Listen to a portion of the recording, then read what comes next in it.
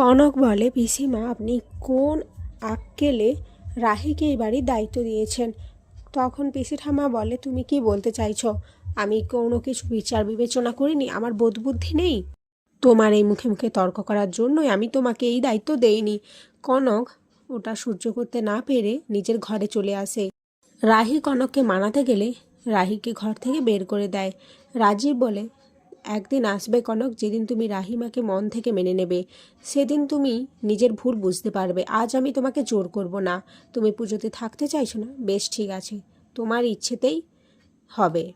অপরদিকে তিতলি সকালে রেডি হয়ে গেলে রাহুলদের বাড়ি আসার জন্য তিতলির মা তিতলিকে কিছুতে আসতে দেয় না।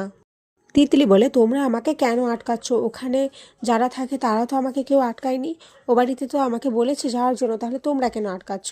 আর শোনো, দিদিভাইয়ের নাম আমার সামনে আর নেবে না। দিদিভাই যদি এতই ভালো হতো তাহলে ও কী করে পারলো রাহুলের সাথে বিয়ে করার কথা? রাহির মা বলে, ছি তিতলি ছি। আমি মা হয়ে বলছি, রাহুল যদি সুস্থ মস্তিষ্কের ছেলে হয় না, তাহলে তোর মতন কাঁচকেও কখনোই বেছে নেবে না। ও নিজের বুকে রাহির মতো হিরেকে রাখবে। আর তুই যদি বেশি বাড়াবাড়ি করিস তাহলে কিন্তু আমার থেকে খারাপ আর কেউ হবে না। তুই রাহিকে একটু শান্তি দে।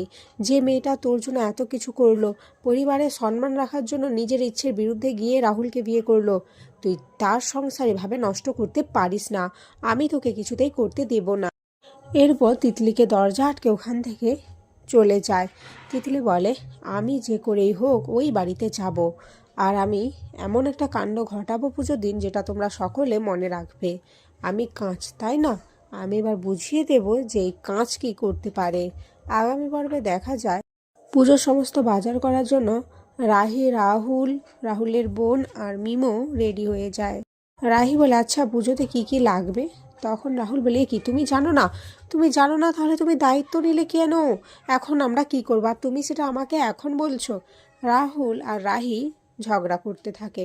এরপর রাহি বলে, আচ্ছা ঠিক আছে, এবার ব্যস্ত হয়েও না, চুপ করো। আমরা দোকানে গিয়ে বললে ওরা দিয়ে দেবে পুজোতে কি কি জিনিস লাগে। আমি জানি, কিন্তু সবগুলো তো জানি না, তাই না? এবার মিমো বলে, আচ্ছা রাহুল, তুই কি কিছু বুঝতে পারছিস না? তোদের আমরা একটু টাইম স্পেন্ড করতে দিচ্ছি। এক কাজ কর, তুই